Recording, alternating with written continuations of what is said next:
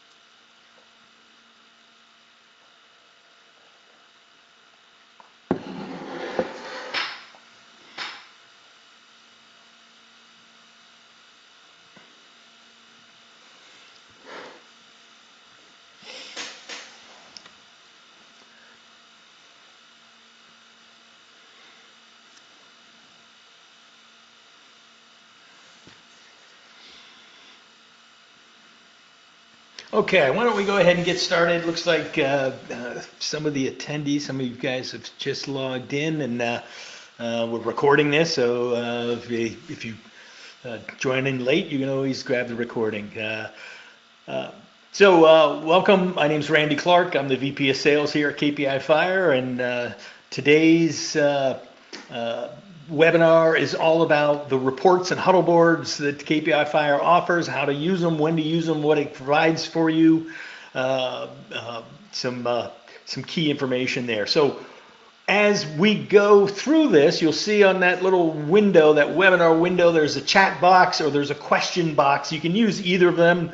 If you've got a question or something you want to type in there, you can pop it in. I'll see it. I've got a second screen. I'll see what pops up, and I'll try to address that question. We'll also have time at the end here, hopefully for Q&A as well. But you can use the chat or the question box to post. So let's get started here.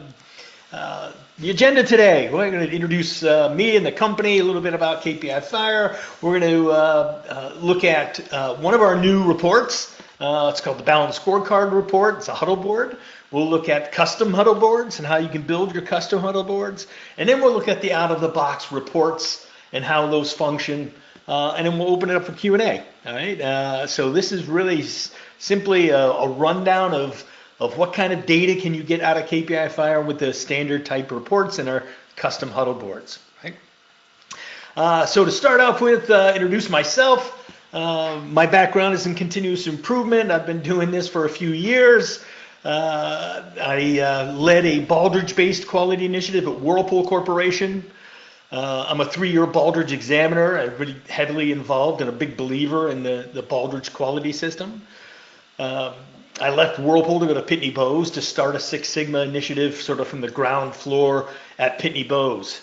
So that's my background is, and ever since then I've been working with organizations like yourselves and others who are driving transformation efforts, et cetera, and helping provide solutions and software that helps, right? So that's me personally. A little bit about the company. Here's basic overview of KPI Fire. And I see some folks on the line might be clients of ours currently, and you're more familiar with it. Others that are not familiar. But this is what KPI Fire basically does. And it starts up here with the goals of the organization. That is communicating, where are we going? What's important to us? Right? What are our long-term, these might be strategic pillars, if you will. And then be able to communicate those and cascade those throughout the organization so that everybody can sort of say, what's my part of that goal in my department or my area or my function, et cetera. The next piece of that are the metrics associated with it, right? How do you measure it? Right? We want to record performance. Each of those goals might have, a metric, right? Net promoter score for our customers, or EBITDA, or on-time delivery, right? What are these key drivers that we're looking to trend in terms of performance, and we're looking to impact those metrics? The third area down at the bottom are these ideas and projects. So we want to capture ideas into the system and prioritize those ideas based on effort and impact. Which ones we want to pursue first. Then execute those projects, make basic project management using workflows, templates, things like DMAIC, PDCA, Kaizen events, where it's step-by-step guidance to executing projects. And then finally, we're tracking the value versus the plan and reporting on where things are, who's doing what, what's the status of that, are we hitting targets, etc. Right? And that takes us to where we're going to focus today, which right there in the middle are the reports and huddle boards that we're going to focus on today. So that's the general overview of what KPI Fire is all about. And we're going to jump in here to the actual tool itself.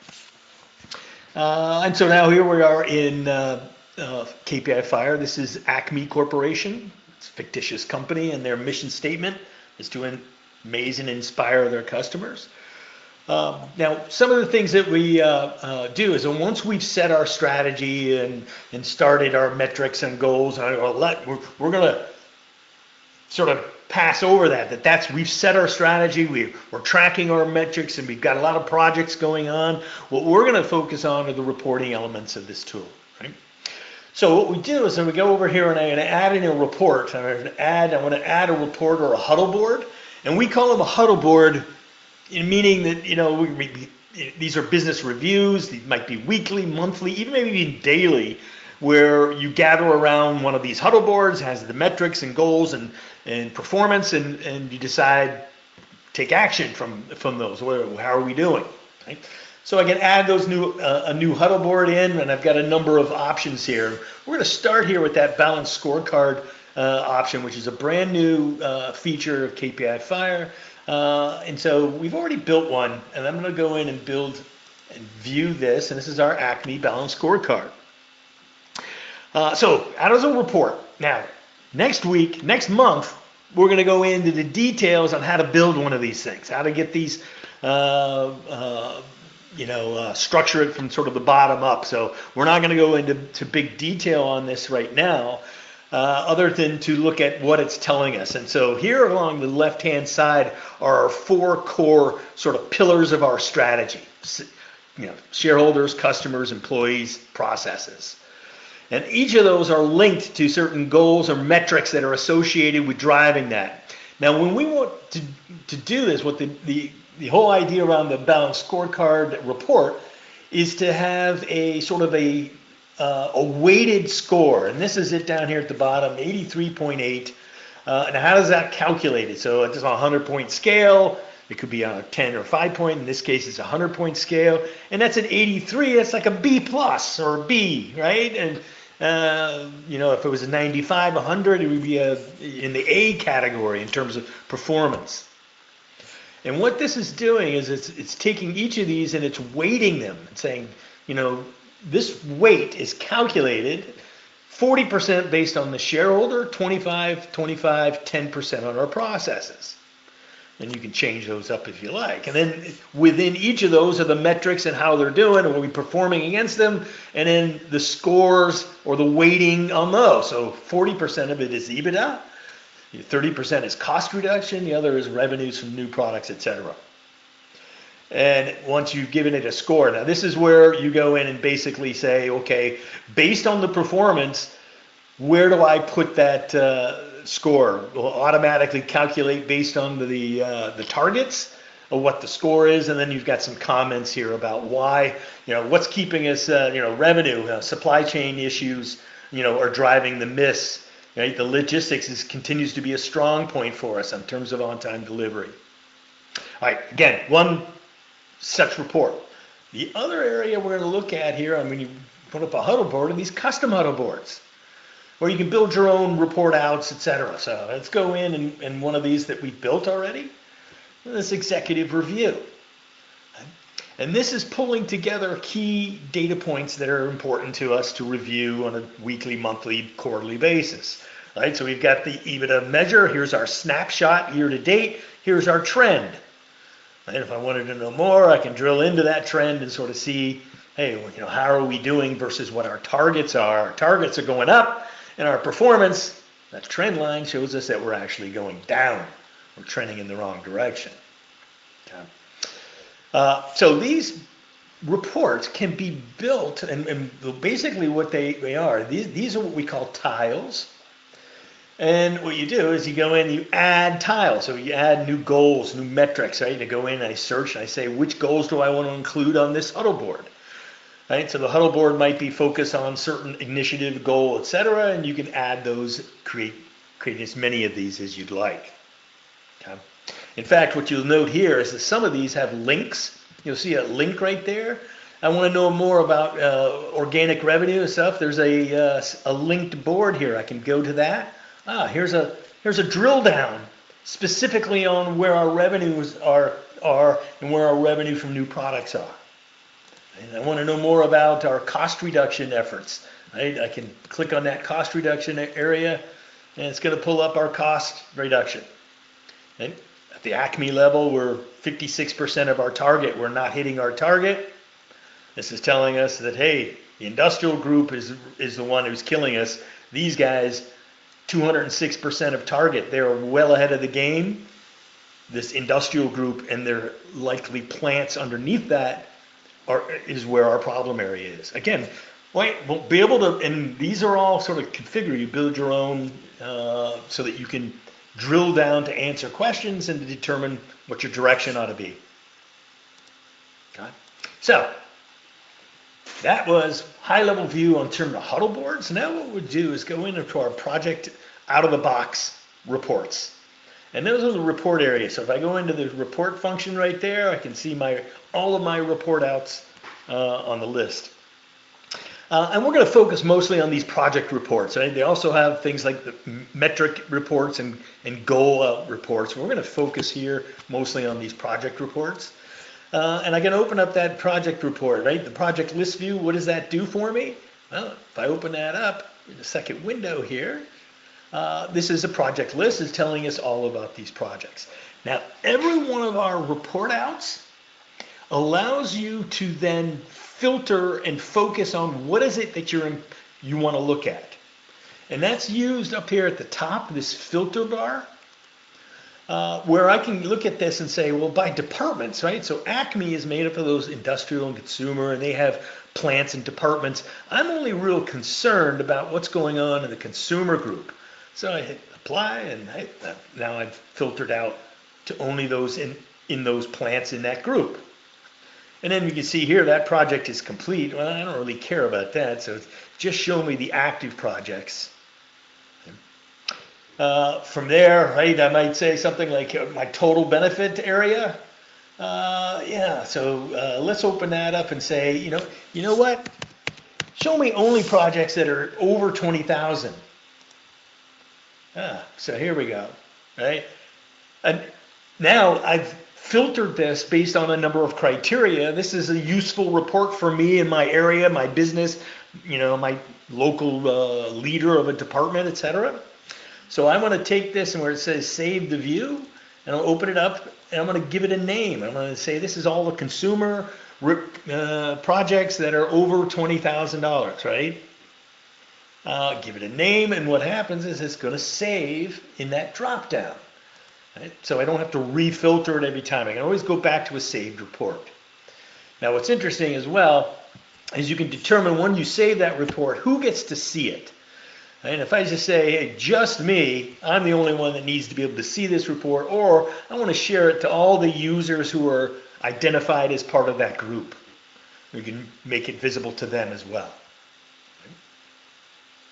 All right, so once I've done those filters and groupings, I hit clear filters and I go right back to the initial report. And in total, right, this will also give you totals in terms of savings, targets listed here at the bottom. Okay, so that's a quick project list view. Project tile view is an interesting, sort of a different way of looking at those projects. Each one of the projects now is a tile. I can see not only the days left remaining, the status of the project. This one's unhealthy. I can see this one's at 73, negative 73 is past due already. In terms of this, 60% of the task on this project are complete. And I can look there and say that it's associated with 2 metrics. Well, what metrics are those? So let's drill into that. So this is reduce wait time for customer support. It's going to help us drive that NPS, and that average speed of answer is a key metric it's associated with. Right? When you're done with that, you're going to skip right back up to the top. And again, right, filter this by department, by area, by goal. Right? In this case, I might say, hey, let's look at this and see anything that has to do, let's say, with employee satisfaction. So let's grab that. Employee satisfaction goal and all the safety and slip and fall type goals that we've got. I'm going to hit apply. And here are all the projects that we have that are associated with that. Wow, that one's in trouble. These projects get really old in the database. All right, so project view, project accountability report. Let's go into this report real quick. Basically what this does is allow you to view whether or not the charter has been approved, the team has been signed off on, and the benefits, the status of the benefits, whether they're signed off on. And we're grouping this there by each location, and we can see how many projects. So here in Salt Lake City, you've got 100% the charter has been approved. The Dallas plant, we were at 50%. If I want to know more, right, I can pull that up and see these projects, which ones have approved on these areas, which ones do not. Right? Some of these are pending approval, which means it's been sent for an approval. It's not yet been signed off on yet. Okay. All right, so this is one of those ways of sort of keeping track on whether or not key sign-offs have been completed. The project benefits report, right? So key one in terms of rolling up benefits across the organization. So let's pop in there. Here's our basic view of our financial savings around projects. The total benefit is made up of hard savings plus soft savings minus the project costs associated with the project. That's the total benefit. We can see 456 is our total. If I scroll over, I can see it by quarter. And I can see it also by monthly and then back to year to date. Now, this is an interesting report in that it just gives you a snapshot of where we are in terms of savings, but it doesn't tell me about the budget that we had. What was the goal to hit the targets? And if I go to my display options here and I go to what's called our bar chart view, and that's going to show me, right, hey, what was the total target? And we can see that gray line up there, that's the cumulative total benefit target. And it comes out, right, if I go to the annual look right there, $1 million per year. Right? So there's that $1 million target. Here's our business unit in Acme. We're at 630. We're in the red. We've only identified 630 and we're only actuals at 456. If I drill in underneath that, I can see the performance of the industrial group. Let's just see it by the group. Right? But the industrial group, their target was 750. They're well behind that target while this group is well ahead. Right? Again, localize the problem. We got a problem, let's localize it, let's see what we can do about bring that group back to where it should be. Okay. All right, a couple other reports. We've seen the budget report, we saw the project summary report. Nice report, project summary. Gives me, hey, what's going on across all my projects? 26 active, 5 completed. How many of those are unhealthy versus healthy? Right? If I click on the unhealthy bar, it'll zoom in and it'll tell me where are those, which plants, what locations are those projects, and who's in charge of those projects that we just filtered on that are unhealthy. Okay? We can see, the type of workflow, all those unhealthy projects, right? If I click back on it, it goes back to the initial view. Down below, showing me all the projects, who's on the projects and what's your role and how many tasks those individuals have. Probably a little less used, I would say, than things like the top level here. So. Team engagement report. Interesting report here. We want to be able to track who's involved in what projects and be able to have some way of tracking, right, the level of engagement across our employee base. What we have is 11 users in this system here, in my demo system. 8 of them are involved, or if I want to know what that means, I hover over that little question mark. It says the number of users that are either on an idea or on project teams. They've either submitted ideas or on a project team. That's 73% of my total users are involved. That could be a metric in itself. That's what we're trying to do, is get these people engaged in the process. We can see my number of projects created, right? So this is number of projects, ideas created by selected users. I can do this, right? Hey, just show me the ones that Michelle submitted, right? We got one user, hadn't submitted any projects, has a project value of 459,000 that she's completed, right? So you can do it clear back to where we started from with everybody. Okay. Last report, and then we'll sort of open it up. So these 2 reports, work time by project and work time by team member. I'll show you this one, I think, first. Work time by team member. It does have the capability in KPI Fire as you assign projects and tasks on projects and team members to projects. You can assign the allocation of work. Right? So if I look at Randy's I'm on every project here, but you can see the estimated number of hours per week that I'm designed or estimated to work on these projects. So if I close that down, we can see it's 58 hours a week. That's 145% of a 40-hour work week. Maybe we're over allocating that person. Now, this allocation of hours and stuff, not required. It's something you can do. Some folks do. I think we see that more sort of in IT related type projects and things like that. Okay. Same thing goes with the work time by project report. Very similar in that, hey, this is now, we're looking at this by project. And as I open it up and say, this employee new hire, who's on this project? Well, Randy's a team member. Keith is the leader on that project. We get these other team members, etc. Okay.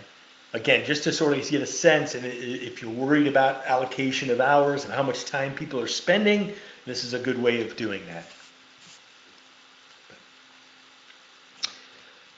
Okay, let's see.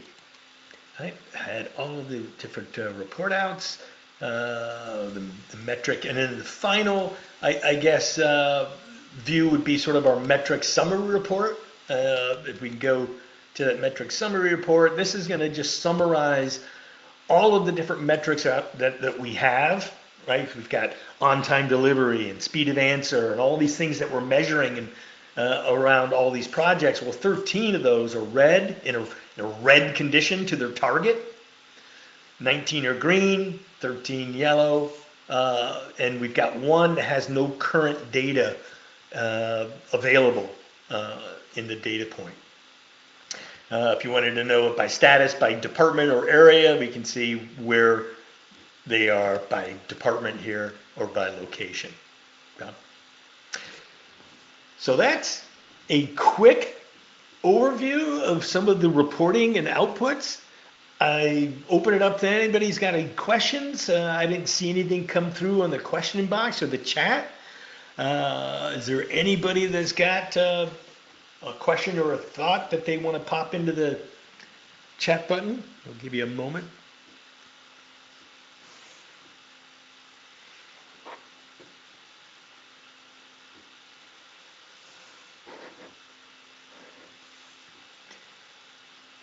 Is somebody frantically typing? No.